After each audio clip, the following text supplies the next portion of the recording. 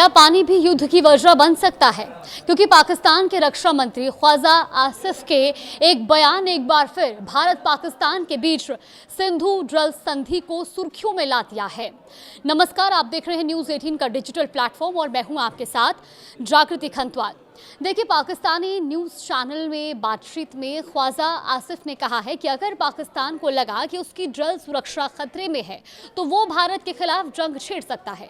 ख्वाजा आसिफ ने यह भी आरोप लगाया कि भारत पाकिस्तान के हिस्से के पानी के प्रवाह में दखल दे रहा है और पानी को एक रणनीतिक हथियार की तरह इस्तेमाल कर रहा है।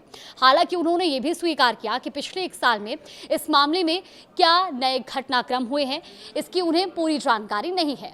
दरअसल अप्रैल 2025 में पहलगाम आतंकी हमले में 26 लोगों की मौत के बाद भारत ने 1960 की सिंधु जल संधि को निलंबित कर दिया था।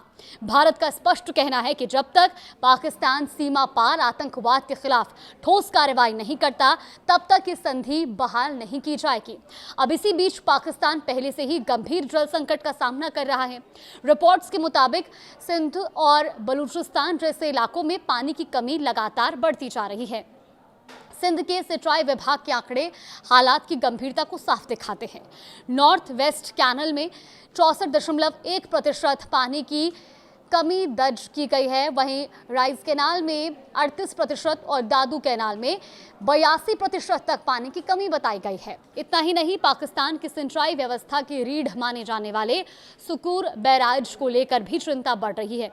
पानी का स्तर लगातार घट रहा है, जिससे कृषि उत्पादन और अर्थव्यवस्था पर असर पड़ने की आशंका जताई जा रही है। अब सवाल यह है कि आखिर सिंधु जल संधि है क्या? देखिए, सिंधु नदी प्रणाली में कुल 6 नदियां शामिल है। सिंधु, झेलम, चिनाब, रवि, ब्यास और सतलुज। इन नदियों का बेसिन करीब 11.2 लाख वर्ग किलोमीटर क्षेत्र में फैला हुआ है। इसमें 47% क्षेत्र पाकिस्तान, 39% भारत, 8% चीन और 6% अफगानिस्तान में आता है। अब इस पूरे क्षेत्र में लगभग 30 करोड़ लोग रहते हैं और भारत और पाकिस्तान के बीच पानी को लेकर विवाद नया नहीं है। 1947 के विभाजन से पहले ही पंजाब और सिंध क्षेत्र के बीच पानी के बंटवारे को लेकर मतभेद शुरू हो गए थे। 1947 में दोनों देशों के इंजीनियरों के बीच यहाँ पर जो एक समझौता हुआ, जिसके तहत पाकिस्तान को 2 प्रमुख नहरों से पानी मिलता रहा। लेकिन जब 1 अप्रैल 1948 को ये व्यवस्था समाप्त हुई तब भारत ने दोनों नहरों का पानी रोक दिया।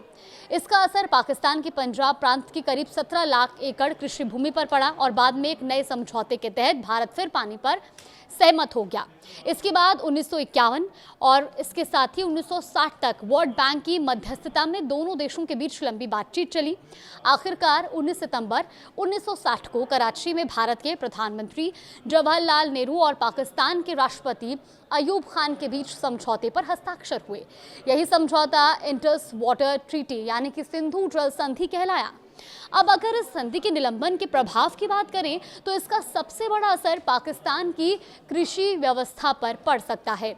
पाकिस्तान में खेती योग्य करीब 90% भूमि यानी लगभग 4.7 करोड़ एकड़ क्षेत्र की सिंचाई सिंधु नदी प्रणाली पर निर्भर है।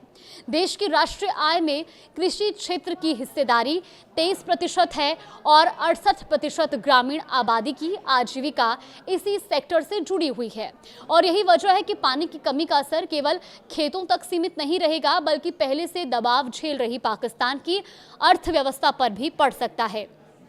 इसके अलावा पाकिस्तान के मंगल और तारबेला हाइड्रो पावर डैम को भी पर्याप्त पानी नहीं मिल पा रहा। रिपोर्ट्स के मुताबिक इससे बिजली उत्पादन में 30 से 50% तक की कमी आ सकती है, जिसका असर उद्योग, रोजगार और आर्थिक गतिविधियों पर भी पड़ सकता है। यानी सिंधु जल संधि अब सिर्फ एक जल समझौता नहीं, बल्कि भारत पाकिस्तान संबंधों, क्षेत्रीय सुरक्षा और पाकिस्तान की आर्थिक स्थिरता से जुड़ा एक बड़ा रणनीतिक मुद्दा बन चुकी है। कुल मिलाकर इस पूरी खबर पर आपका क्या मानना है, हमें कमेंट बॉक्स में अपनी राय जरूर दें।